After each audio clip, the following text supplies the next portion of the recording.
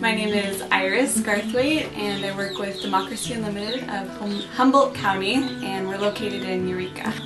Democracy Unlimited is a local community organizing group.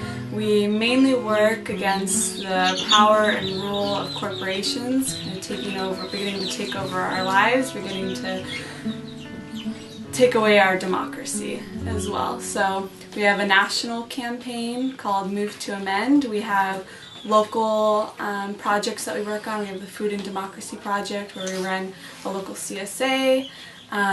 We run various workshops, like I'm getting ready for the Food and Democracy workshop, and it's called The Revolution Will Not Be Microwaved. We'll be educating people about how they can redirect their consumerist values, but also their democratic values, and creating a more democratic food system. We receive funding from just donors that give us money in various amounts. We just got a $15 check. Sometimes it's a $50 check, sometimes $100. So we want people to begin to make the connections between the three things that are happening right now with the budget in our country. So we got the corporations. The top corporations aren't paying any federal taxes. We're seeing budget cuts happening to children, the elderly, families, all across the board. And we're seeing the corporations not only not paying taxes, but they're also getting bailout money from the government. They're getting our tax dollars. Not only bailout money, but they get tax refunds as well. Bank of America just received, I think, a $660 million tax refund from hell, as they called it, because last year it was in the billions of dollars. Bank of America, America's largest bank and fifth largest corporation, pays absolutely zero in federal income tax.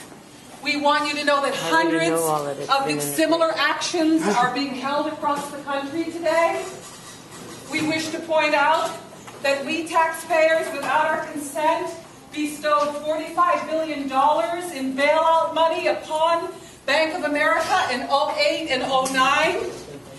I just deposited $1,100,000 in the Bank of America. That was money that California taxpayers intended for Northern Humboldt high schools in 2011-2012. It is going to the Bank of America instead in tax subsidies. $1,100,000 translates into 20 full-time teaching positions that we have been forced to cut out. But that's not all.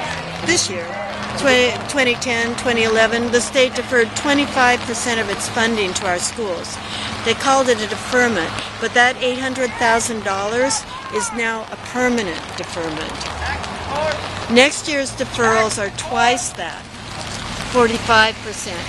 Bringing the total in cuts and deferments for 2011-2012 to $2.7 million.